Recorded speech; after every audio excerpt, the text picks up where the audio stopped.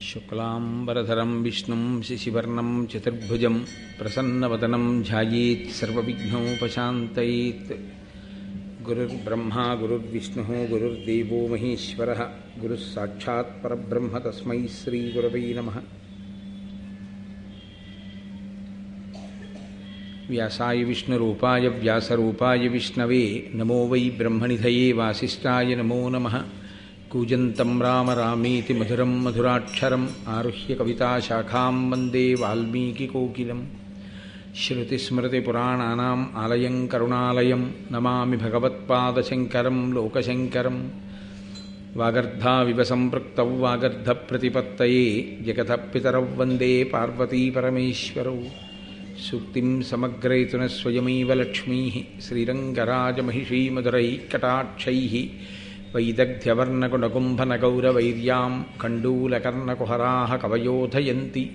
హైమోర్ధ్వపుండ్రమజహన్మకుటం సునాసం మందస్మితం మకరకుండలచారుగండం బింబాధరం బహుళదీర్ఘకృపాకటాక్షం శ్రీవేంకటేశముఖమాత్మనిసన్నిధత్తాం.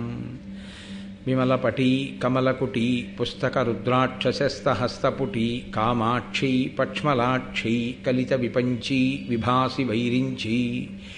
మనోజవం మరుతతుల్యవేగం జితేంద్రియం బుద్ధిమతాం వరిష్టం వాతాత్మజం వనరయూధముఖ్యం శ్రీరామదూతం శిరసా నమామి.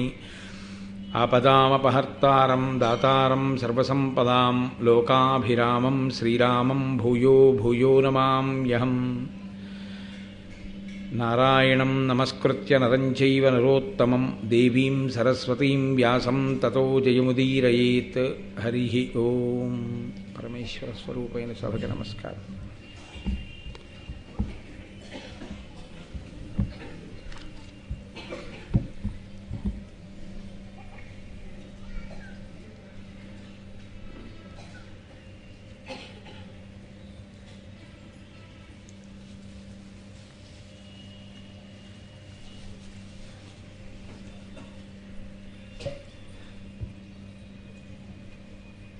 ధనుర్వేదాన్ని పాండవులకి కౌరవులకి నేర్పడానికి ద్రోణాచార్యుల వారు కృపాచార్యుల వారు ఇద్దరు ఆచార్య స్థానంలో కూర్చుని ఉన్నారు. గురువుల యొక్క అనుగ్రహం చేత అందరూ చక్కగా వారి వారికి ఏ ఏ ప్రక్రియ యందు ఏ ఆయుధాన్ని ధరించడమునందు ఎక్కువ ఇష్టమో అటువంటి ఆయుధముతో యుద్ధం చేసేటటువంటి ప్రక్రియలో నైపుణ్యాన్ని సాధించగలుగుతున్నారు. ఎందుకంటే యుద్ధం అనేటటువంటి దాంట్లో అందరూ ఒక రకమైనటువంటి ఆయుధంతో యుద్ధం చేసేవాళ్ళే ఉండరు. ఒకరికి కత్తి యుద్ధంలో ప్రావీణ్యం ఉంటుంది, ఒకరికి గదాయుద్ధంలో ప్రావీణ్యం ఉంటుంది, ఒకరికి ధనస్సు పట్టుకుని బాణములను విడిచిపెట్టడంలో ప్రావీణ్యం ఉంటుంది, ఒకరికి శూలాన్ని విసరడంలో ప్రావీణ్యం ఉంటుంది, ఒక్కొక్కరికి మళ్ళీ ధనుర్వేదంలో ఒక్కొక్కటి ఇష్టమై ఉంటుంది. అన్నీ చెప్పగలిగినటువంటి వాడై ఉంటాడు గురువు. ద్రోణాచార్యుల వారు మహానుభావుడు కనుక ఆయన అందరికీ ఆ విద్య నేర్పుతున్నారు. ఇక్కడ నేను మళ్ళీ మీతో ఒక విషయాన్ని ప్రస్తావన చేయవలసి ఉంటుంది. ఆ రోజుల్లో కేవలంగా ద్రోణాచార్యుల వారి వలననే అంతటి ఖ్యాతి. ఆయనకి శిష్యుడు కానివాడన్నవాడు ధనుర్వేదంలో లేడు. ధనుర్వేదం నేర్చుకోవాలి అంటే ఆ రోజుల్లో ద్రోణాచార్యుల వారి దగ్గర నేర్చుకోవాలి. అంతటి పేరు ప్రఖ్యాతులు గడించినటువంటి వాడు. ఆయన దగ్గర శిష్యరికం చెయ్యడం కోసం ప్రపంచవ్యాప్తంగా ఆయన దగ్గరకు వచ్చి శిష్యరికం చేశారు.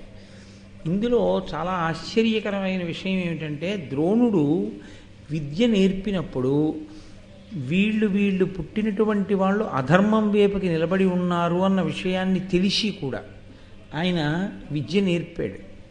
ఎందుచేత అంటే భీష్ముడు ఆయనకి పిల్లలను అప్పచెప్పినప్పుడు ఈ పిల్లలందరికీ మీరు పాఠం చెప్పండి అన్నారు. రెండు, ఆర్తితో వచ్చి తన పాదములను ఆశ్రయించినటువంటి వారందరికీ పాఠం చెప్పారు. కానీ బ్రహ్మజ్ఞానము, ఆధ్యాత్మిక బోధ, ధనుర్వేదము వీటి మధ్య కొన్ని భేదములు ఉంటాయి. ధనుర్వేదం అనేటటువంటిది సామాన్యమైన విషయం కాదు. మీతో నేను తరచుగా ప్రస్తావన చేస్తుంటాను. అవి మంత్రాధిష్టాన దేవతలు.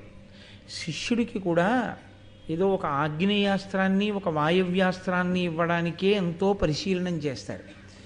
అటువంటిది బ్రహ్మాస్త్రాన్ని చేతిలో పెట్టాలి అంటే ఎంతో ఆలోచన చేసి శిష్యుని యొక్క యోగ్యతాయోగ్యతలను విచారణ చేస్తే తప్ప ఇవ్వకూడదు. ఎందుకు ఇవ్వకూడదు అని మీరు నన్ను అడగచ్చు. ధనుర్వేదం ఇచ్చేటప్పుడు ఒక విషయాన్ని చాలా జాగ్రత్తగా గమనించి ఉండాలి. అది శరీర బలానికి సంబంధించింది కాదు, అది మంత్రబలానికి సంబంధించింది.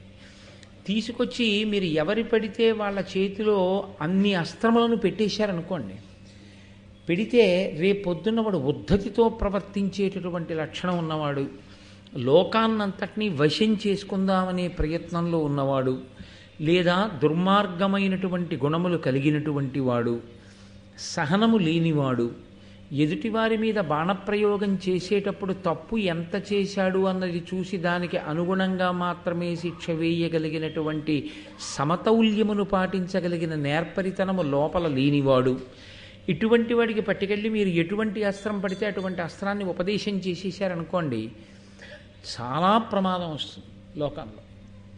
కాబట్టి ధనుర్వేదాన్ని ఉపదేశం చేసేటప్పుడు గురువుగారు శిష్యుని యొక్క శీలాన్ని కూడా దృష్టిలో పెట్టుకోవలసి ఉంటుంది. అందుకే అందరికన్నా ఎవరిని బాగా నిపుణుణ్ణి చెయ్యాలి అంటే, అందరికన్నా ఎవరు సౌశీల్యం ఉన్నవాడో, అందరికన్నా ఎవడు ఎప్పుడూ ధర్మం వైపు మాత్రమే నిలబడతాడో, ఎవరికి ఎప్పుడూ అధర్మమునందు కించిత్ కూడా అనురక్తి ఉండదో అటువంటి వాణ్ణే అందరికన్నా ఎక్కువ అస్త్ర విద్య ఇచ్చి తయారు చేయాలి తప్ప ఇతన్ని మాత్రమే నేను అందరికన్నా అధికుణ్ణి చేస్తాను అని అనడం వెనక గురువుగారికి ప్రత్యేకమైనటువంటి రాగమో ప్రత్యేకమైనటువంటి ఆకర్షణ ఉండి కాదు అని మీరు గుర్తిరగవలసి ఉంటుంది.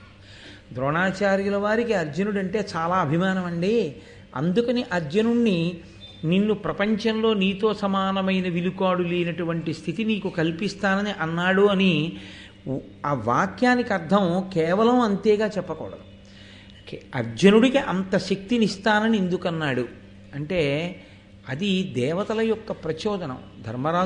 ధర్మరాజు గారు ముందు పుట్టేటట్టుగా చూసి పాండురాజు గారు ఇంద్రుడి గురించి తపస్సు చేసి నాకు త్రిలోకములను గెలవగలిగినటువంటి వాడు కొడుకుగా కావాలి అని అడిగి ఏడాది పాటు కుంతి చేత వ్రతం చేయించి ధార్మికమైన సంతానంగా ఇంద్రుని యొక్క అంశలో అర్జునుడికి అన్నాడు.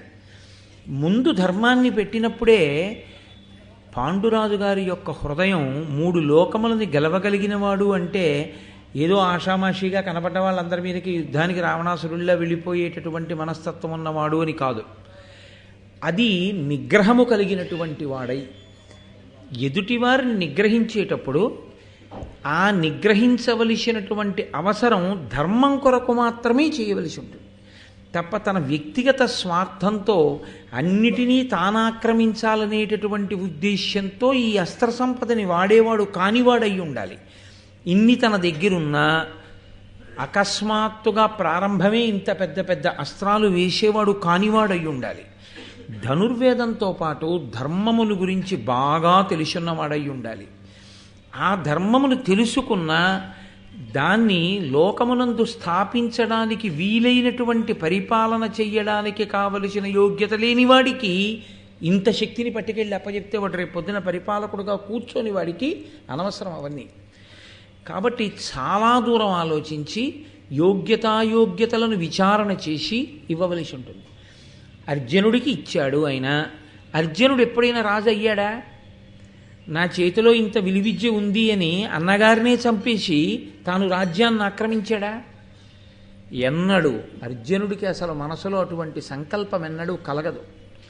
ఆయన ఎప్పుడు మాట్లాడినా ధర్మరాజు గారిని నేను సింహాసనం మీద కూర్చోబెడతానంటాడు. ధర్మానికి పట్టం కట్టేటటువంటి స్వరూపం ఉన్నవాడు, ఇంత శక్తి ఉండి ధార్మికుడైన వాడు చెప్పినటువంటి మాటని వినగలిగినటువంటి వాడు. ఇది మీరు మహాభారతంలో ద్రోణాచార్యుల వారు పైకి కనపడకుండా పోషించినటువంటి ఒక అద్భుతమైన పాత్ర. ద్రోణాచార్యుల వారు కానీ ఎక్కడైనా పొరపాటు చేసి ఉంటే యోగ్యతాయోగ్యతలను విచారణ చెయ్యకుండా అస్త్ర సంపదని వ్యక్తిగత రాగద్వేషములను అనుసరించి ఇచ్చి ఉంటే మహాభారతము యొక్క స్వరూపమే వేరుగా ఉంది. ఎందుచేత అంటే అప్పుడు ఆ వ్యక్తిని నిగ్రహించడం చాలా కష్టం. అంత ధనుర్వేదం ఆయన చేతిలోకి వెళ్ళిపోయిన తర్వాత అతన్ని ఓడించడం, అతన్ని నిలబెట్టడం ఎవరికి సాధ్యం కాదు. ఇంత ధర్మాత్ములైన పాండవులు కూడా ఒక దుర్మార్గుడి చేతిలోకి వెళ్ళి పడిపోయింది అనుకోండి, ధనుర్వేదం అంతా ద్రోణాచార్యుల వారి దగ్గర ఉన్న శక్తి అంతా వెళ్ళట్టు పడిపోయింది అనుకోండి, పడిపోతే అప్పుడు ద్రోణాచార్యుల వారికి కూడా ఇబ్బంది వస్తుంది వాడిని నిగ్రహించడం. అందుకని ఎప్పుడూ అసలు మనసు అధర్మం వైపుకి తొట్టుపడనటువంటి వ్యక్తి ఎవరుంటాడో అటువంటి వ్యక్తికే ఇవన్నీ అప్పచెప్పాలి. ఇందులో రాగద్వేషములకు ఎంత అతీతంగా ప్రవర్తించవలసి ఉంటుందంటే, కన్న కొడుకైనా సరే ప్రతిరోజు అడిగినా సరే, నాన్నగారండి నాకు ఫలానాది ఇవ్వండి అని అడుగుతున్నా సరే ఇవ్వని వాడై ఉండాలి. నేను ఇవ్వను. ఎందుకు ఇవ్వకుండా ఉండాలి? అసలు మీరు జాగ్రత్తగా ఆలోచించండి. అశ్వత్థామకి ఇవ్వాలా, అర్జునుడికి ఇవ్వాలా? రాగద్వేషములన్న మాటని మీరు ఆలోచిస్తే ద్రోణాచార్యుడు వారి యందు కొడుకు కన్నా ఎవరు ఉండరు కదండి. పక్షపాతం అన్నది దృష్టిలో పెట్టుకోవాలంటే, నా అంత గొప్పవాణ్ణి చెయ్యాలి అని అనుకున్నాడు అనుకోండి, ఒక్కొక్క అస్త్రం యొక్క మంత్రాన్ని ఉపదేశం చేసేస్తే చాలు, మొత్తం అశ్వత్థామ చేతిలోకి వెళ్ళిపోతుంది. అశ్వత్థామ చేతిలోకి కానీ ద్రోణాచార్యుల వారి దగ్గర ఉన్న అస్త్ర విద్య అంతా వెళ్ళిపోయి ఉంటే ఎంత ప్రమాదం సంభవించి ఉండేది. ఆఖరణ ఉపపాండవులందరి గొంతుకలు నిద్రలో ఉండగా కోసేసిన వాడు, దృష్టద్యుమ్నుడి యొక్క శిరస్సుని కాలితో తన్ని నిద్దట్లో ఉన్నవాడిని చంపేసినవాడు, అంతటి విచక్షణారహితమైనటువంటి పనులు చేసేటటువంటి ఉద్రేక స్వరూపమున్నవాడు, దుర్యోధనుడిని పంచన చేరేవాడు, ఇటువంటి వాడు కాబట్టి నా కొడుకైనా సరే అస్త్ర సంపద వాడి దగ్గర ఉండడానికి వీల్లేదు, ధర్మం వైపుకి నిలబడలేడు. స్వభావమునందు దోషం ఉంది. స్వభావమునందు దోషమున్న వాడికి విద్యంతా ఇచ్చేస్తే నా వరకు బాగుండొచ్చు నా కొడుక్కి ఇచ్చానని, కానీ రేపు లోకములన్నీ ఉపద్రవానికి ఎడతాయి. నా ఒక్కడి స్వార్థం కోసం లోకము నశించకూడదు. ఎవడు ధర్మమును నిలబెడతాడో వాడికిస్తాను తప్ప, అధర్మ స్పర్శ కించిత్తున్న యుక్తాయుక్త విచక్షణ లేకపోయినా అటువంటి వాణ్ణి అర్జునుడి కన్నా పెద్దవాడిగా తయారు చెయ్యను. అండంలో అర్థం ఏమిటంటే, ఆయన ఇవ్వడు. ఏది అద్భుతమైన అస్త్రమో, ఏది ప్రళయమునే సృష్టించగలదో దాన్ని ఉపదేశం చేయడు ఆయన. ద్రోణాచార్యుల వారి దగ్గర బలవంతంగా ఉపదేశం తీసుకోవడం కుదరదు. ఆయన దగ్గర ఉంది అస్త్ర విద్య, అది సామాన్యమైన విద్య కాదు. ఆయన అనుగ్రహించి ఉపదేశం చేయాలి. ఉపదేశం చేశాడా శిష్యుణ్ణి ఉద్ధరించగలడు. ఆయన ఉపదేశించలేదా అవతలవాడు పొందలేడు. అశ్వత్థామ ఇక తండ్రి మీద ఎంత ఒత్తిడి తీసుకొస్తే ఇచ్చి ఉంటాడో ఆయన బ్రహ్మాస్త్రాన్ని, ఆ బ్రహ్మశిరోనామకాస్త్ర ప్రయోగం చెప్పాడు తప్ప ఉపసంహారం చెప్పలేదు ఆయన. ప్రయోగం చెప్పి ఉపసంహారం చెప్పకపోవడం ఎటువంటిదంటే, వంట చేసి అక్కడ పెట్టి నేను వచ్చి పెడతాను అప్పుడు తిందువుగాని వండంతో సమానం. వంట అక్కడుంది, వీడికి ఆకలిస్తోంది, కానీ తినడానికి అధికారం లేదు. ఒక అస్త్రాన్ని ప్రయోగించడం వచ్చి ఉపసంహారం చెప్పలేదు అంటే దాని అర్థం ఏమిటంటే, నీకు ఉపసంహారం లేదు రాదు కాబట్టి ఆ అస్త్రాన్ని వేస్తే ప్రళయం వచ్చేస్తుంది, కాబట్టి అసలు నువ్వు వేయడానికి లేదు. ఆయన ఉపసంహారం చెప్పలేదంటే అశ్వత్థామక ఆ అస్త్ర ప్రయోగమునందు అధికారము లేదు ఆయన చెప్పలేదు. అర్జునుడికి చెప్పాడు.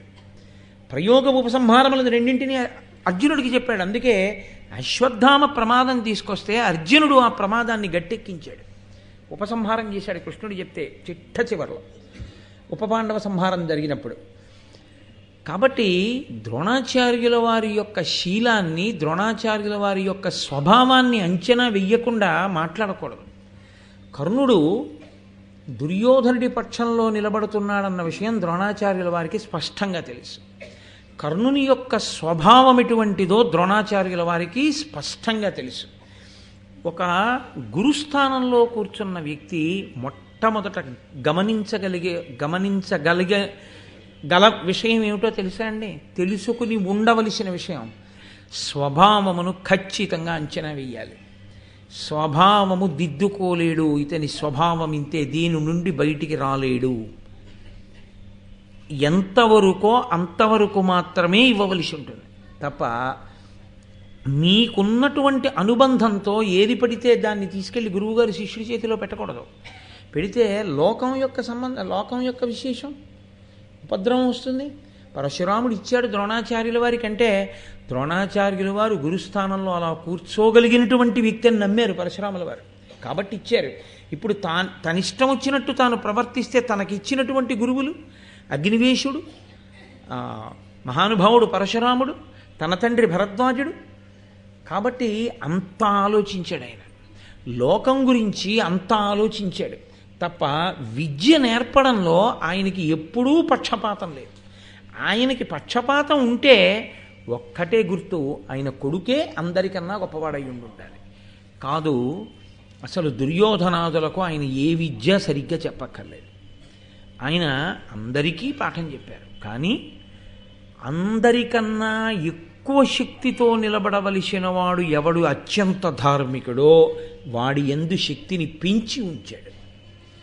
దేనికి పెంచి ఉంచాడంటే ఉపద్రవమే వస్తే వీడొక్కడు రక్షించాల ధర్మాన్ని. కాబట్టి అతనికి ఎక్కువ బోధ చేశాడు తప్పించి అందరినీ కూర్చోపెట్టి పాఠం చెప్పేటప్పుడు పక్షపాతము ప్రారంభము ద్రోణుడిది అని అనడానికి వీల్లేదు. ఒక శిష్యుడు అర్జునుడు ఎంత ధార్మికంగా ఉంటాడో అంత ధార్మికంగా ఉండి కనపడితే ద్రోణుడు అర్జునుడితో సమానంగా ఆ వ్యక్తికి కూడా ఇచ్చి ఉండేవాడు.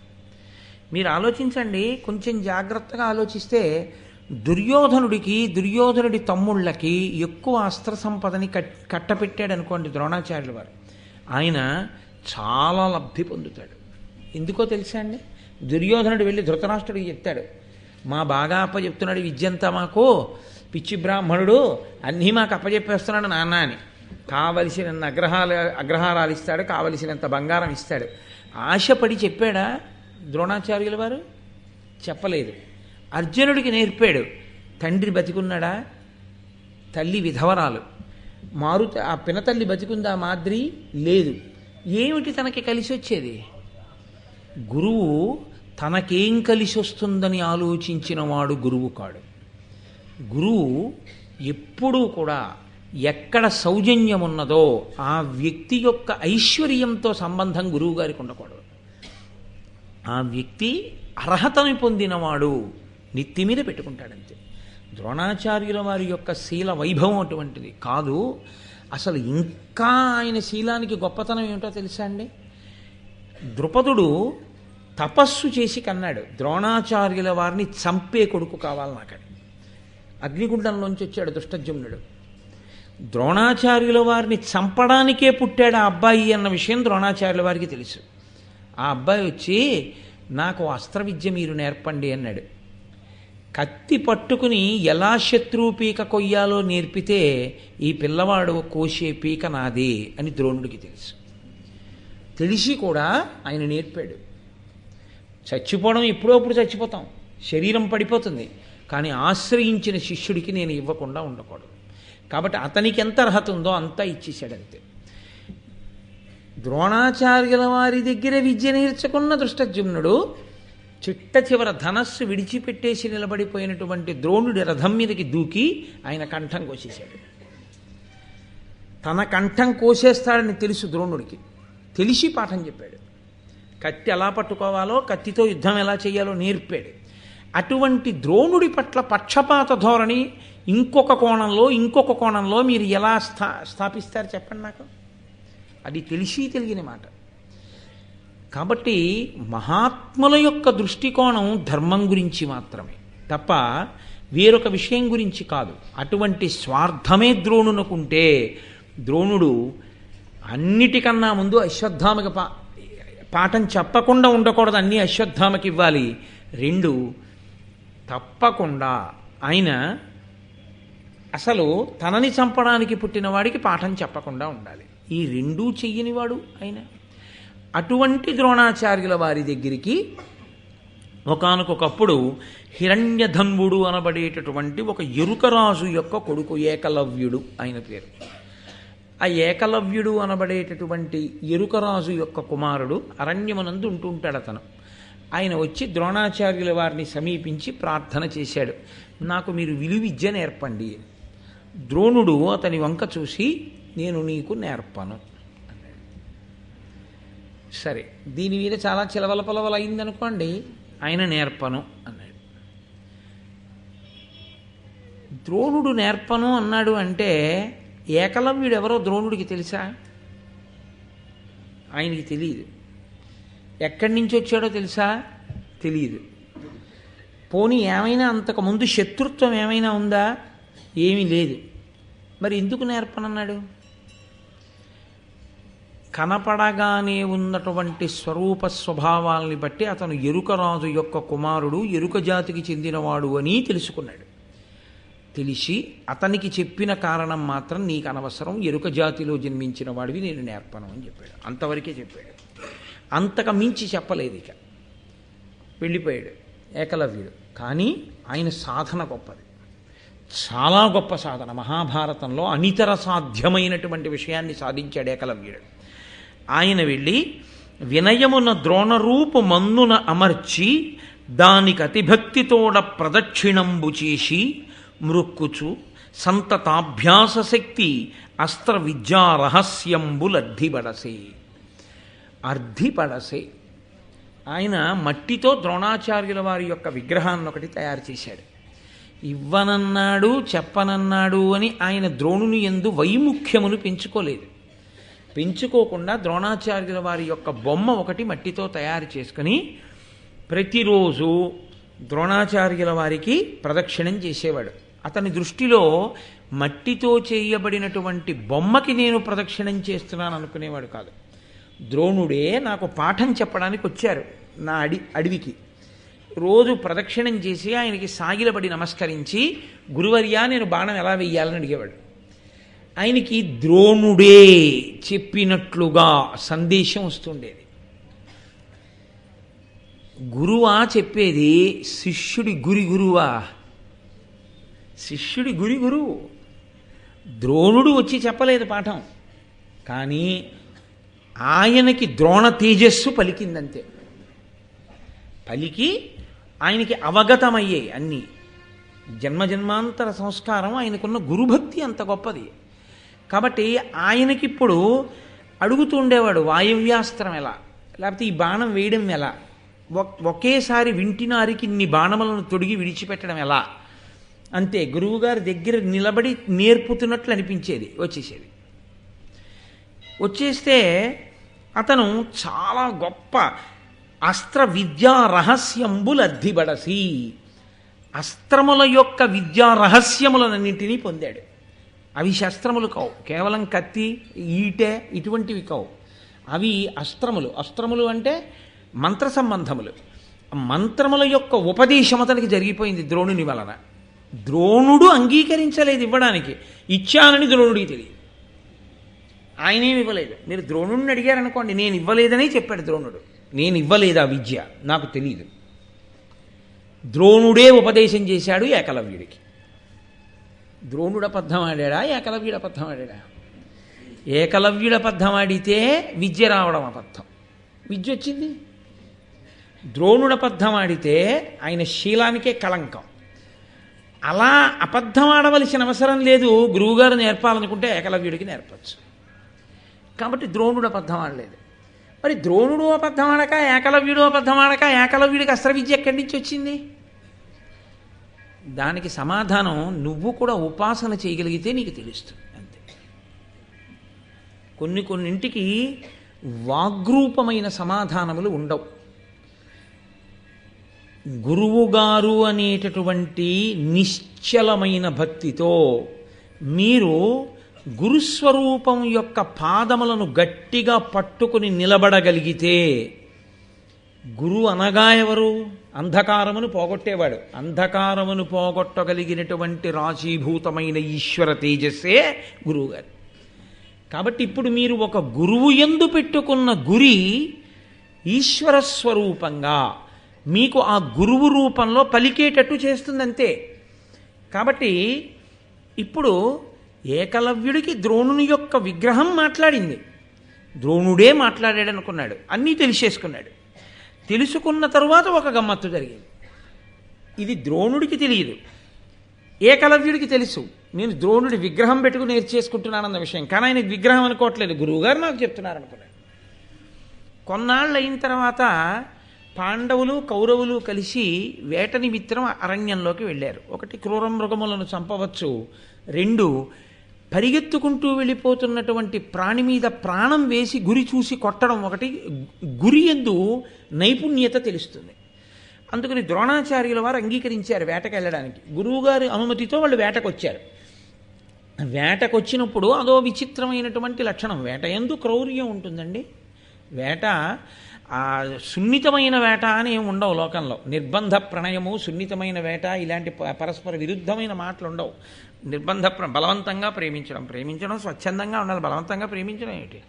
నిర్బంధ ప్రణయము, సున్నిత వేట ఇలాంటివి ఏమి ఉండవు. కాబట్టి వేటయందు క్రౌర్యం ఉంటుంది. వేటయందు క్రౌర్యమునకు పరాకాష్ఠయే ఉపకరణంగా వేట కుక్కల్ని తీసుకెళ్తారు.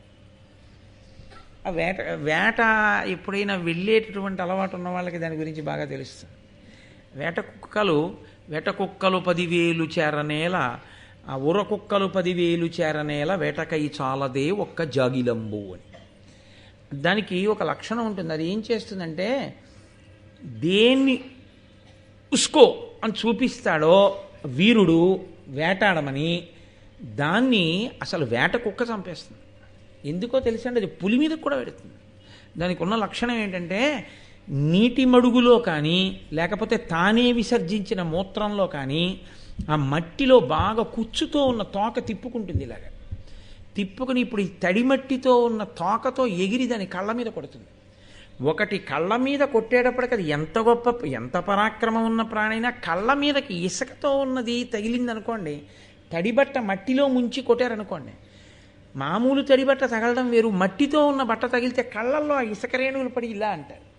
ఇలా అనే లోపల ఒకటి కళ్ళ మీద కొడితే 4 పక్క నుంచి పీకేస్తాయి కండలు. అది వేట కుక్కల లక్షణం. కాబట్టి వేట కుక్కలోని ప్రత్యేకం తీసుకొస్తారు వాటిని. అవి రక్షణగా ఉంటాయి. ఎందుకంటే తానొక్కడే కాదు, అది అలాగే దూకుతుంది క్రూర మృగం. అప్పుడు ఇవి వెళ్ళి రక్షిస్తుంటాయి రాజుతో పాటు.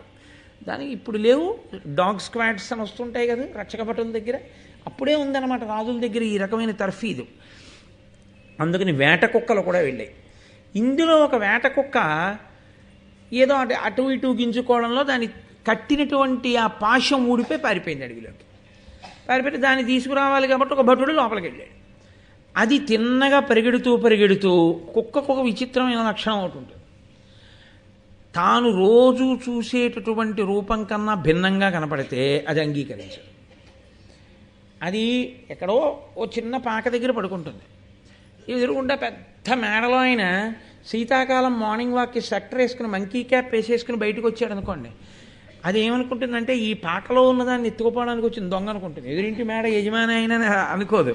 ఇంకొక స్వెటరు మంకీ క్యాప్ వేసుకున్నాడు కాబట్టి అన్నీ కలిసి కలిగి పడతాయి.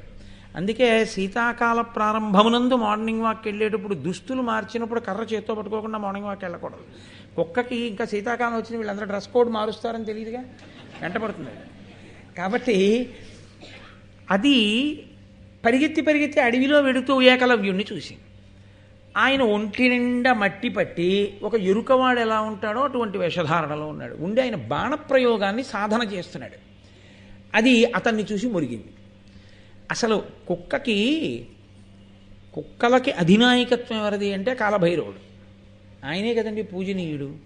ఆ కాలభైరవుడికి పేరు ఎందుకు వచ్చిందో తెలుసా? ఆయన కాల శబ్దం పక్కన పెట్టండి కాసేపు, భైరవుడు అని ఎందుకంటారంటే కుక్కని రవ అంటే శబ్దం, భై అంటే ఆ శబ్దం, అది మనం భౌ అంటుంటాం, అది భై అని అరుస్తుంది కాబట్టి భైరవ, భై అనేటటువంటి శబ్దం చేస్తుంది కాబట్టి ఆ ప్రాణికి భైరవ కుక్క అని పేరు. కాబట్టి అది ఇప్పుడు భై అనేటప్పుడు నోరు తెరుచుకుంటుంది కదా.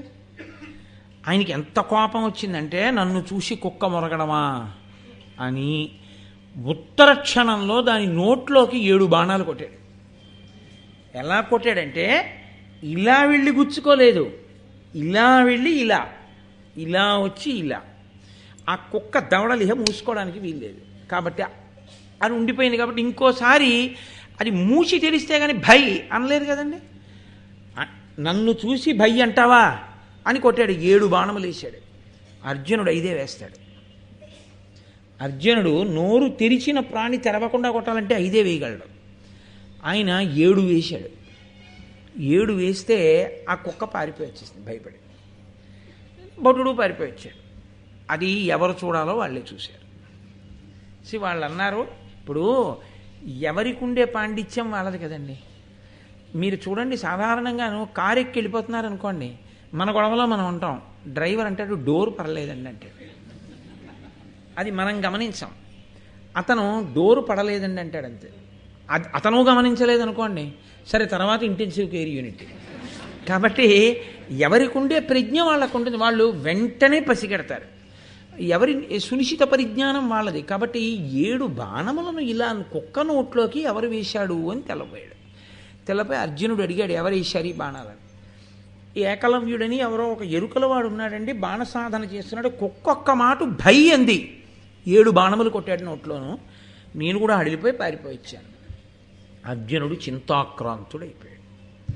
ఎందుచేత అంటే అతనికి దాన్ని బట్టి తెలిసిపోయింది తనకన్నా గొప్ప విలుకాడున్నాడు లోకంలో. ద్రోణాచార్యుల వారు తనకి ప్రమాణం చేశాడు తన్ని విలుకాడిని చేస్తానని. కానీ తనకన్నా గొప్ప విలుకాడొకడు లోకంలో ఉన్నాడు. అంత గొప్ప విలుకాడు తయారు కావాలంటే ద్రోణుడు గురువు కాకుండా అయ్యే అవకాశం లేదు. ఎందుకంటే ద్రోణుడి కన్నా గొప్ప గురువు లేడు ఇక ధనుర్వేదం చెప్పడానికి. కాబట్టి ద్రోణుడే చెప్పి ఉండాలి. పైగా వచ్చిన భటుడు ఏమన్నాడంటే, ఎదురుగుండా ద్రోణాచార్యుల వారి విగ్రహం ఉంది, అక్కడే నేర్చుకుంటున్నాడని చెప్పాడు. అనుమాన పడలేదు కానీ బాధపడ్డాడు అర్జునుడు. అయిపోయింది ఈ సంఘటన. అయిపోయిన తర్వాత గురువుగారు రాత్రి ఎక్కడో పడుకున్నాడు, పాపారణ్యంలో ఏదో ఒక శిబిరంలో పడుకున్నాడు ద్రోణాచార్యుల వారు. అర్జునుడు వెళ్ళి ఆయన కాళ్ళు పడుతూ ఆయన్ని ఏమనలేదు. గురువుగారు మీరు నన్ను అధికుణ్ణి చేస్తానన్నారు, ఇంకోన్ని చేశారు అని ఆరోపణ చేయలేదు. చేయకుండా ఎంత మృదువుగా మాట్లాడాడో చూడండి. ఆయన అన్నాడు, నాకంటెను మీకంటెను లోకములో అధికుడతి బలుండు ధనుర్విద్యా కౌశలమున ఆతడు మీకు ప్రియ శిష్యుడటే అమిథ్యావచన అన్నాడు.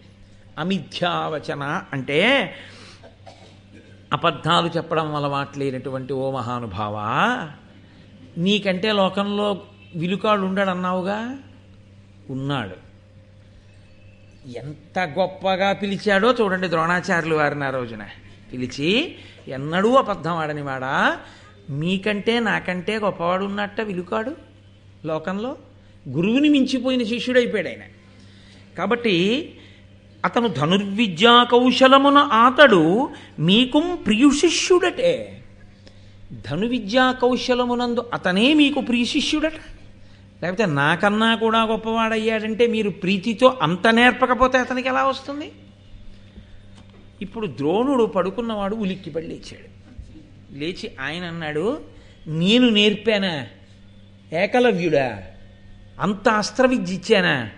ఎక్కడుంటాడని అడిగాడు. లోపల ఉంటాడట, పద పెడదాం అన్నాడు. అర్జునుడు ద్రోణుడు కలిసి వచ్చారు. ఏకలవ్యుడికి తెలిసింది ద్రోణాచార్యుల వారు వస్తున్నారు. అంతే, మహాసంబరపడిపోయాడు. ఎదురొచ్చాడు, ద్రోణాచార్యుల వారి కాళ్ళ మీద పడ్డాడు, నమస్కారం చేశాడు, తీసుకెళ్ళాడు, కూర్చోబెట్టాడు, ఆ విగ్రహం చూపించాడు. మహానుభావ, మీ అనుగ్రహంతోటే నాకు ఇంత విద్య వచ్చింది, ఇదిగో ఇన్ని నేర్చుకున్నానన్నాడు.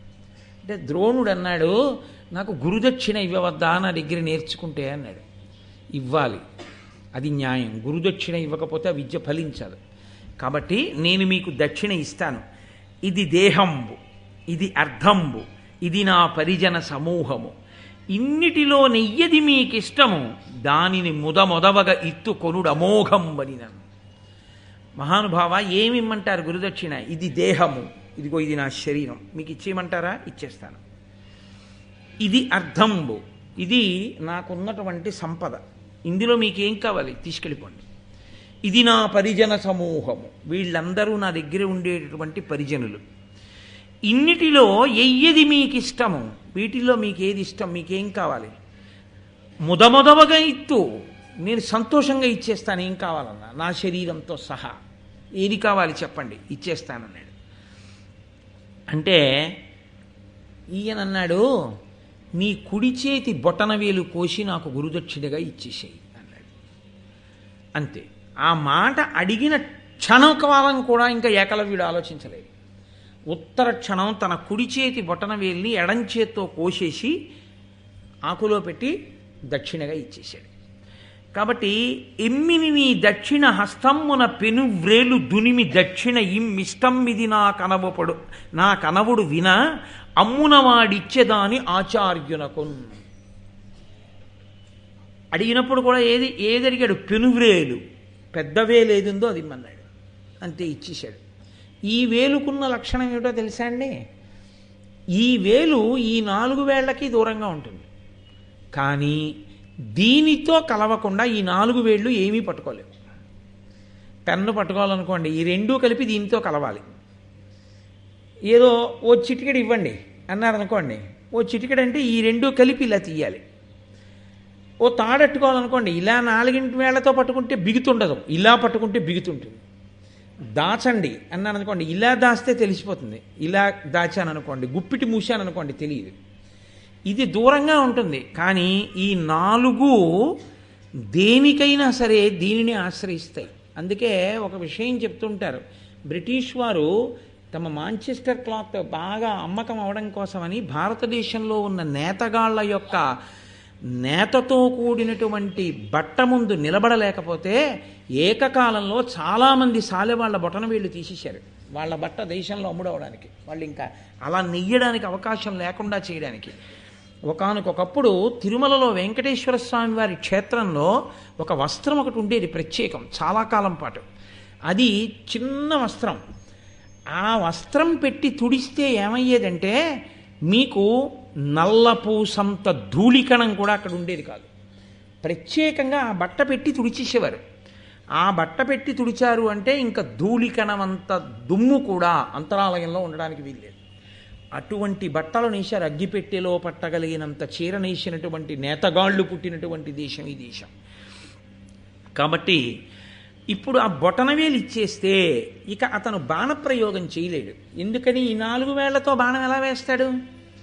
ఇలా పట్టుకుని వెయ్యాలి వింటినారని, ఇక వేయలేడు. కాబట్టి ఇప్పుడు ఎంత అస్త్ర విద్య వచ్చినా అతను అసలు మామూలు బాణం వేయడానికి కూడా పనికిరాడు. కాబట్టి ఇప్పుడు ఇంత గొప్ప ఏకలవ్యుడు కూడా ఎందుకు పనికిరానటువంటి వాడిగా ఎందుకు పనికి మాలినవాడు అంటే అసలు ఎందుకు పనికి మాలినవాడు అని నా ఉద్దేశ్యం కాదు. అతను ఆ తర్వాత ఈ 4 వేళ్లతో కూడా బాణాలు వేశాడు. కానీ అతను చాలా పెద్ద వీరుడిగా నిలబడ్డానికి వీలు లేని స్థానంలో ఆ బొటన వేలు ద్రోణాచార్యుల వారు తీసేశారు. తీసేయడం వల్ల అర్జునుడే పెద్ద విలుకాడుగా నిలబడిపోయాడు. సరే, ఇప్పుడు నేను మీకు ఈ విషయం చెప్పినప్పుడు మీరు ఒక పెద్ద ధర్మ సంకటంలోకి వెళ్ళారని నాకు తెలుసు. వీడేమో నిన్నటి నుంచి తలకొట్టుకుని ద్రోణాచార్యుల వారు గొప్పవారు అంటున్నాడు, దృష్టజుమ్నుడికి కూడా పాఠం నేర్పాడన్నాడు, అశ్వత్థామ కన్నా అర్జునుడికి ఎక్కువ నేర్పాడన్నాడు, పక్షపాతం లేదన్నాడు. ఏకలవ్యుడు బొటన వేలు ఎందుకు తీశాడు? చెప్పిన పాఠం ఒక్కటి లేదా? విగ్రహం పెట్టి పాపం నేర్చుకున్నవాడి యొక్క వేలు తీసేశాడా? దోషం కాదండి. అక్కడ మీకు బాహ్యంలో సమర్థించడానికి ఏమీ ఉండదు. కానీ నిజంగా ద్రోణుడు అర్జునుణ్ణే పెద్ద విలుకాన్ని చెయ్యడం కోసమని అలా బొటనవేలు తీసేసిన వాడైతే మీరొకటి జ్ఞాపకం పెట్టుకోండి, ఎవరైనా ఊరుకుంటారేమో కానీ వ్యాసుడు అంగీకరించాడు. ఉత్తర క్షణంలో ధర్మము ధర్మమే. వ్యాసుడు ఘోరమైనటువంటి నేరాన్ని ద్రోణుడు చేశాడని, ద్రోణుడి జీవుడు ఈ చేసిన పాపాన్ని అనుభవించిన స్థితి ఎక్కడో చెప్పలేదు. ఈశ్వరుడిది పక్షపాతమా? తీసేస్తే తీసేశాడులే, ఎరుకవాడి బొటన వేలు తీశాడు కాబట్టి మనం ద్రోణాచార్యుల వారిని ఏం అనకూడదని చెప్పి ఊరుకున్నాడా? కాదు. అసలు మహాభారతం ఎందుకు వచ్చింది? భూభారము పెరిగిపోయినప్పుడు ఈ భూభారమును తగ్గించాలి. పాపులందరినీ తగ్గిస్తే తప్ప భూభారము తగ్గదు. దేవతాంశలలో వచ్చిన వాళ్ళందరూ, వాళ్ళకి కౌరవులకి యుద్ధం జరిగితే తప్ప భూభారం తగ్గదు. ఏకలవ్యుడి యొక్క స్వభావమునందు ఒక పెద్ద దోషం ఉంది. అతను ధర్మము వైపుకి వంగలేడు. అతనికి ఆభిజాత్య దోషం ఉంది. అతను ఎంతసేపు తనకున్నటువంటి విద్యని ఎదుటివారికి శిక్షగా ధనుర్వేదాన్ని ఉపయోగించవలసి వస్తే ఎంత మోతాదులో శిక్ష వెయ్యాలో అంత మోతాదులోనే ధనుర్వేదాన్ని వాడగలిగినటువంటి సహనం ఉన్నవాడు కాడు. సహనం ఉన్నవాడైతే జాతి లక్షణం చేత అది చాలా సహజం. ఎవరైనా విచిత్రంగా కనబడితే ఓ కుక్క మొరుగుతుంది. దానికి కోటీశ్వరుడా అనవసరం, లేకపోతే మహాపండితుడా అనవసరం.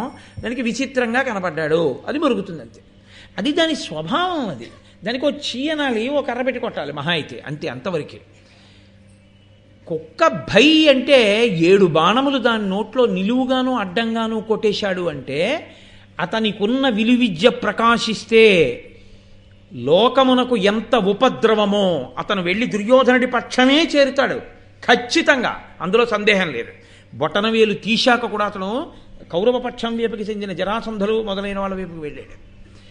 కాబట్టి ఉత్తరోత్తర ధర్మానికి వ్యతిరేకంగా నిలబడే వాళ్ళ వైపుకి కర్ణుడితో పాటు ఏకలవ్యుడు కూడా చేరిపోతే ధర్మ సంస్థాపన కష్టం.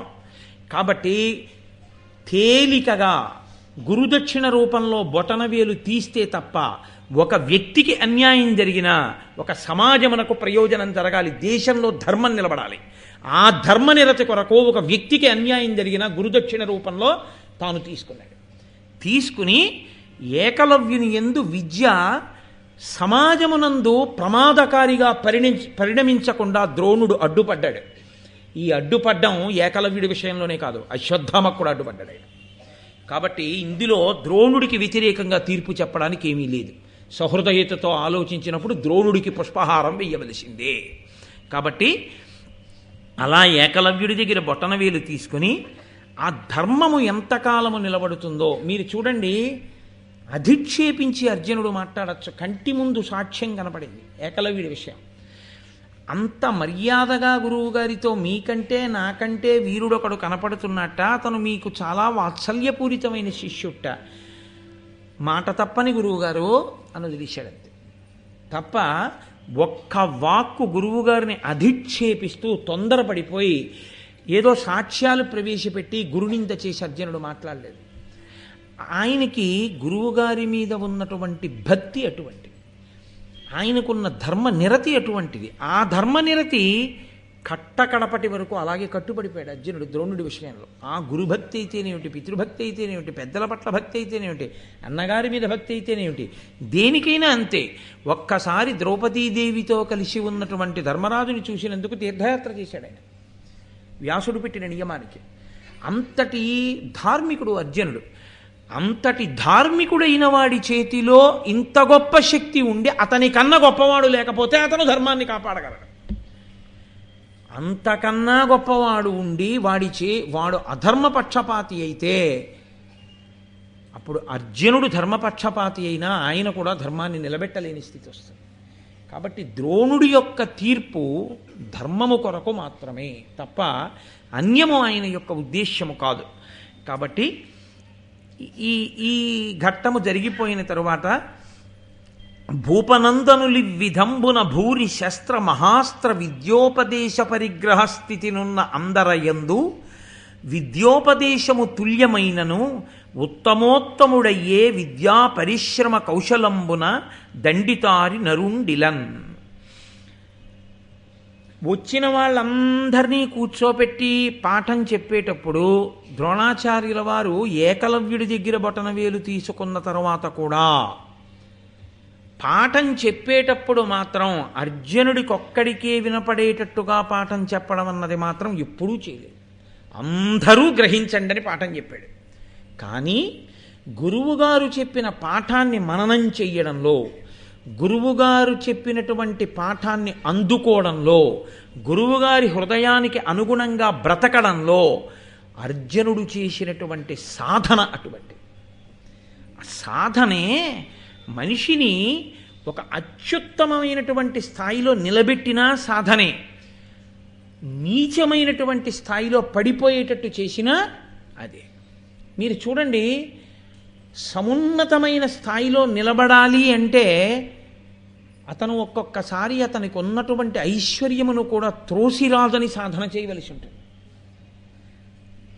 మీరు నన్ను సహృదయంతో అర్థం చేసుకోగలిగితే నేను మీతో ఒక మాట మనవి చేస్తాను. ఇవాళ భారతదేశంలో అత్యంత గొప్ప ఐశ్వర్యవంతుల్లో టెండూల్కర్ ఒకడు. చాలా ఐశ్వర్యవంతుడు ఆయన. ఆయన ఎక్కితే ఏసీ కారు ఎక్కాలి, ఉంటే ఏసీ బంగ్లాలో ఉండాలి. ఆయన కోరుకుంటే ఆయనకి దక్కనిది ఏం లేదు. ఇవాళ ఏ పార్టీ అయినా ఆయనకి ఎంపీగా నించుంటానంటే లోక్సభ స్థానం ఇండియాలో 542 నియోజకవర్గాల్లో ఎక్కడ నించున్నా బహుశా ఏకగ్రీవంగా ఎన్నిక కాగలడు. అటువంటి వాడు 36 ఏళ్ల వయస్సులో 50 ఓవర్లు స్టాండ్ బై లేకుండా పరిగెత్తి 200 రన్స్ కొట్టి నాటౌట్గా నిలబడిపోయాడు అంటే టెండూల్కర్ క్రికెట్ను కాదు, టెండూల్కర్ వెనక ఉన్న సాధనని మీరు చూడండి.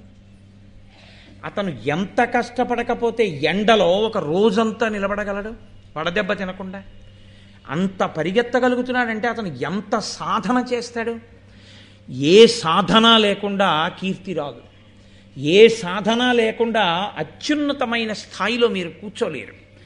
కూర్చున్నా అది 1 రోజు కూర్చోగలరు, 2 రోజులు కూర్చోగలరు, 3 రోజులు కూర్చోగలరు. ఎక్కడ సాధన ఉందో, ఎక్కడ నిరంతర పరిశ్రమ ఉందో, ఎక్కడ లక్ష్యమునందు ఆ శుద్ధి ఉందో అటువంటి వాడు మాత్రమే దానిని పొందగలడు. పరమేశ్వరుణ్ణి పొందాలి అనుకున్నవాడు శరీరాన్నే పెట్టుబడిగా పెట్టి పరమేశ్వరుడన్న లాభాన్ని పొందాలి. వ్యాపారస్తుడు వ్యాపారం చేసేటప్పుడు ముందు తన దగ్గర ఉన్న డబ్బుతోనే వస్తువులు తెచ్చి అక్కడ కొని పెట్టాలి, పెట్టి అమ్మి లాభం సంపాదించాలి. నువ్వు ఈశ్వరుణ్ణి చేరాలనుకున్నా, ఇంకొకటి పొందాలనుకున్నా ముందు పెట్టుబడి పెట్టవలసిన శరీరాన్ని. నువ్వు 4ంటికి లేవలేవు, నువ్వు కొంతసేపు వేసుకున్న ఒకే ఆసనంలో నువ్వు అలా కూర్చుని ఉండలేవు, నువ్వు సాధన చేయలేవు, నువ్వు కొంతసేపు వెన్నుపాముని నిటారుగా పెట్టి జపం చేయలేవు, సంధ్యావందనం చెయ్యవు, నీకొక్క శ్లోకం రాదు, నువ్వు ఒక్క పుస్తకం మంచిది కొనుక్కోవు, ఒక్క పుస్తకం చదవవు, 4 మంచి మాటలు చెప్పవు, ఆదర్శవంతంగా బతకవు, త్యాగం చెయ్యవు, నీకున్న దాంట్లో చటుక్కున పరుసు తీసి ఆర్తితో ఉన్నాడు అని ఒకడికి ఇవ్వలేవు గుప్తంగా. దేని చేత ఈశ్వరుడు నిన్ను సమున్నతమైన స్థాయిలో కూర్చోబెట్టాలి? దేని విషయంలో సాధన ఉంది? నిద్రపోవడంలో ఉందా, నిద్ర లేవడంలో ఉందా? ఇన్ని గంటలకు పడుకుంటానని పడుకోగలవా? ఇన్ని గంటలకి నా జీవితంలో ప్రతిరోజు లేస్తానని లేవగలవా? రోజు ఇంత జపం చేస్తానని చెయ్యగలవా? నేను ఈ విషయాలు ఎప్పుడూ ధారణలో ఉంచుకుని నేను ఎప్పుడూ ఇలా ధర్మపక్షపాతినై ఉంటానని నిలబడగలవా? ఏదో ఒక లక్ష్యంలో శుద్ధి సాధన ఏవి? అసలు లక్ష్యము లేదు, లక్ష్యము కొరకు సాధన లేదు. ఈ 2 లేకుండా ఎలా నువ్వు సమున్నత స్థానంలో నించుంటావు? మేడ ఉంది, మేడ పైభాగం ఉంది, దానికో పైకి ఎక్కడానికి నిచ్చెనుంది. నువ్వు నిలబడతావు తప్ప నిచ్చెనెక్కవు. నీకు ఈ కాలు తీసి నిచ్చెన మీద వేసి 2 చేతులతో నిచ్చెన పట్టుకుని ఓ కాలు ఆ కర్ర మీద పెట్టినప్పుడు నెప్పెడుతున్నా 2వ కాలు ఎత్తి మళ్ళీ ఇంకో మెట్టు మీద వేసి ఈ కాలు పైకెత్తి 3వ మెట్టు మీద వేసి కిందకి చూస్తే కళ్ళు తిరుగుతాయేమో అని చూడకుండా జాగ్రత్తగా ఊంచుకుని మెట్లెక్కుతూ మేడపై భాగాన్ని చేరుకోవడం అనే సాధన చేస్తే ఆ పైన నిలబడి నువ్వు సమస్తాన్ని చూసి సంతోషంగా ఉండొచ్చు. నిచ్చెనక్కడుంది, పైన మేడుంది, నువ్వు మాత్రం ఒక్క మెట్టెక్కడానికి కాలు తీయవు. నువ్వు ఎలా చేరుతావు పై భాగానికి? సాధన ఎక్కడుందో అక్కడ గురువు సంతోషించి తీరుతాడు. ఎవరి కోసం సంతోషిస్తాడు గురువు? ఏది సాధన? నేను ఈ సాధన చేశానని ఏం చెప్తావు? కంచి కామకోటి పీఠాధిపత్యం వహించి మహాపురుషుడిలా నడిచి వెళ్ళిపోతుంటే కొన్ని వేల మంది రోడ్లకి 2 వైపులా చొక్కాలు బనీన్లు విప్పి నేల మీద పడిపోతున్నటువంటి రోజుల్లో జనువుతో నేసినటువంటి పాకలో 94 సంవత్సరాల వయస్సులో మౌనవ్రతం పట్టి తన గది కూడా తానే తుడుచుకుంటూ జపం చేసుకుంటూ పరమేశ్వర సాక్షాత్కారం కోసం ప్రయత్నించి అంతటి గొప్ప స్థితిని పొందారంటే, మా ఇంటికి వచ్చి పడుకోండని పిలిచేవాళ్ళు కోటీశ్వరులు కొన్ని వేల మంది ఆయన ముందు నిలబడితే సన్యాస ధర్మం అంటే సన్యాస ధర్మమే అని కట్టుబడి ఒక దేవాలయం ముందున్నటువంటి నాపరాళ్ల మీద ఉన్న కాషాయ గుడ్డని తల మీద వరకు కప్పుకుని పడుకుని నిద్ర లేచి తెల్లవారుజామున 3 గంటలకి స్నానం చేసి అనుష్ఠానం చేసి బతికున్నంతకాలం ఆసేతు హిమాచల పర్యంతం కాలినడకన నడిచినటువంటి పరమాచార్యకున్నటువంటి సాధనా బలంలో నీకెంతపాటి ఉంది? మహాత్ములు ఉన్నారు, నువ్వెక్కడ తీసుకున్నావు స్ఫూర్తిగా? నువ్వు తీసుకుని సాధన చేస్తే గురువుల అనుగ్రహం వరిస్తుంది. గురువుని ఈశ్వరుడు పంపుతాడు, అది అర్హము. అక్కడ పాత్రత ఉంది, వెళ్ళు అక్కడ కురిపించు, పంపిస్తాడు. ఏది ఆ సాధన లేని చోట, ఆ పాత్రత లేని చోటుకి ఎలా గురువుగారు అనుగ్రహం చేరుతుంది? చేరుదామన్నా చేరదు. వీడికి సాధన లేదు, ఎత్తు మీద ఉన్నాడు. నీరు పల్లమెరుగు నిజము దేవుడిరుగని ఎవడు తల వంచి వినయంతో నిలబడ్డాడో వాడి దగ్గరికి వెడుతుంది కానీ గురువుగారు అనుగ్రహం ఏదో ఒక ఆభిజాత్యానికి నేను ఇంత గొప్పవాడిని తలెత్తుకు నిలబడి నీ మూర్ఖత్వమే ఎన్ని సంవత్సరాలు తిరిగినా అదే నీ కంటి పెట్టుకుని ఉండిపోయినప్పుడు ఎలా గురువుగారు అనుగ్రహం నీకు చేరుతుంది? సాధనయే ఆ యుగంలో కాదు, ఈ యుగం వరకు సాధన చేయలేనివాడు ఆ గొప్ప స్థితిని పొందలేడు. పుస్తకాలు అక్కడ ఉంటాయి, ఈయన ఇక్కడ ఉంటాడు. ఈయన విద్వాంసుడయ్యేది ఎప్పుడు? తదేక దృష్టితో ఆ పుస్తకాన్ని ఈయన చదివినప్పుడు విద్వాంసుడు. ఆ తదేక దృష్టితో చదవడం అన్నది చేత కానంతసేపు పుస్తకానే ఉంటాయి, ఈయనగానే ఉంటాడు. ఈయన విద్వాంసుడు అవ్వాలంటే ఆ పుస్తకం వంక చూసి చదువుతుంటే వస్తున్న నిద్ర ఎగిరిపోతుంది ఆయనకి, అంత తాదాత్మ్యత. అలా చదువుతాడు. ఆయన అవుతాడు విద్వాంసుడు, ఆయన అవుతాడు సాధకుడు. ఆయన చేస్తాడు గాయత్రి. అలా ఆయన తేజస్సు ధారణాశక్తి ఆవహించి ఉండేవి. ఒక్క పూట సంధ్యావందనం కూడా చేయడం చేత కానటువంటి వాడిని, అంత నిర్లక్ష్యం ఉన్నవాడిని ఆ తేజస్సు ఆవహించేది. కాబట్టి సాధనయే. ద్రోణాచార్యుల వారు అన్నిటికన్నా ఇష్టపడినది అర్జునుని యందు ఈ రెండే. ఒకటి ప్రధానమైనది ధర్మము, రెండు సాధన. మీరు పట్టుకెళ్ళి ఎంత ఇచ్చేసేయండి ఆయనకి, ఇక్కడ ఇంత బాణములు వెయ్యక్కర్లేదు, ఆయన వేయడు. ఆయన అలా వెయ్యగలిగిన వాడైతే కురుక్షేత్రం అన్నాళ్ళు ఎందుకంటే యుద్ధం అలా వెయ్యడు. భీష్ముడు వెయ్యడు, ద్రోణుడు వెయ్యడు, అర్జునుడు వెయ్యడు. వాళ్ళందరూ ఎక్కడ వరకో అక్కడ వరకే, దేని మీద ఎంత వెయ్యాలో అంత మాత్రమే. మందుల షాప్ నాకు ఉంది కదా అని రోజు టిఫిన్ మానేసి నా కనబడ్డ స్ట్రిప్పులన్నీ చింపుకుని నోట్లో పడుచుకుంటే టిఫిన్ కింద ఎన్నాళ్ళు అమ్ముతాడు? ఒక్కరోజు అమ్ముతాడేమో అంతే. ఆ తర్వాత ఆయన మందులు కొనుక్కుని వేసుకోవాల్సి ఉంటుంది. ఏది ఎంతవరకు అనుభవించాలో అంతవరకు అనుభవించాలి, ఏది ఎంతవరకు విడిచిపెట్టాలో అంతవరకు విడిచిపెట్టాలి. పట్టు విడుపు ఈ రెండూ రానివాడు వృద్ధిలోకి రాలేడు. నీకు పట్టుకోవలసింది ఎంత పట్టుకోవాలో తెలియదు, నీకు విడిచిపెట్టవలసింది ఎంత విడిచిపెట్టాలో తెలియదు. విడిచిపెట్టవలసిన దాన్ని జీవితాంతం పట్టుకుంటావు, జీవితాంతం పట్టుకోవలసిన దాన్ని మొదట విడిచిపెడతావు, ఇంకెక్కడ వృద్ధి? కాబట్టి ఇది నచ్చింది ద్రోణుడికి. ఇది నన్నయ్య గారు ఋషితుల్యుడు, ఆయన సందేశం. స్కూల్లో జాయిన్ అయిన వాళ్ళందరూ కలెక్టర్లు అయిపోరు, డాక్టర్లు అయిపోయిన వాళ్ళందరూ ప్రఖ్యాతి వహించినటువంటి డాక్టర్లు కారు. ఎవరు ప్రఖ్యాతి వహించిన డాక్టర్లు అవుతారంటే అంత క్రమశిక్షణ కలిగి, అంత ఓర్పుతో, అంత జాగ్రత్తగా అలా ఉండగలిగితేనే, ఆ సాధనాబలం ఉంటేనే. సెకండ్లతో నిమిషాలతో ఇక్కడికి గంటన్నర వస్తారు అంతే, ఆ టైంకి కరెక్ట్గా వస్తారు. గంటన్నర 20 మందిని చూస్తారు అంతే, 20 మందిని. ఇవాళ 10 మందిని చూసి వెళ్ళిపోతానండి అండ ఉండదు. ఎన్నేళ్ల వయస్సు వచ్చినా అంతే ఆ క్రమశిక్షణ. ఉన్నారు మహాత్ములు. అలాంటి సాధనాబలం ఎక్కడుందో అక్కడే కీర్తి. ఆ సాధనాబలం లేని చోటికి కీర్తి రమ్మంటే ఎక్కడి నుంచి వస్తుందండి? గురువుగారు అనుగ్రహం రమ్మంటే ఎక్కడి నుంచి వస్తుంది? సాధన ఉంది, ధర్మం లేదు. అక్కడికి పట్టుకెళ్ళి ఇచ్చేస్తే బాగా సాధన చేస్తాడని పట్టుకెళ్ళి ఇచ్చేసారనుకోండి, ఉపద్రవం తీసుకొస్తాడు అన్ని పుచ్చుకుని. సాధన ఉండాలి, సాధనతో పాటు ధార్మికమైన దృష్టి ఉండాలి. అందుకే కేవలం సాధన చేసినా గురువుగారు హర్షించకూడదు.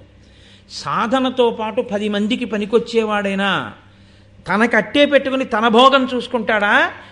లోకము యొక్క సంక్షేమాన్ని కాంక్షిస్తాడా?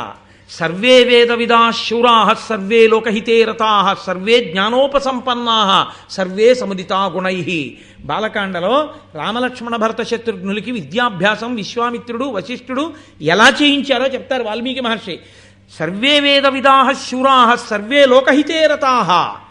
ఆయన రామలక్ష్మణ భరత శత్రుఘ్నులు సర్వే వేద విదాహ, అన్నీ తెలుసు, 4 వేదాలు చదువుకున్నారు. శూరాహ, గొప్ప పండితులు.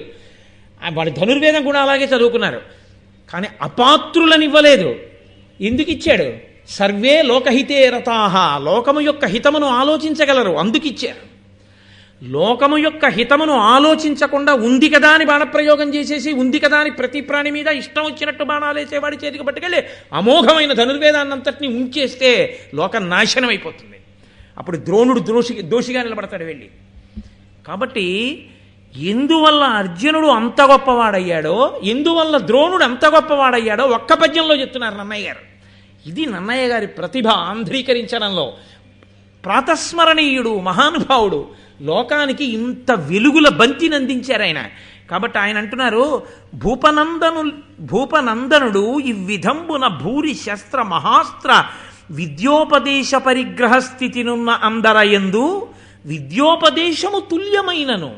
ద్రోణుడు విద్య చెప్పడం అన్నది అందరికీ ఒకలా చెప్పినా ఉత్తమోత్తముడయ్యే విద్యా పరిశ్రమ కౌశలంబున దండితారి నరుండిలన్.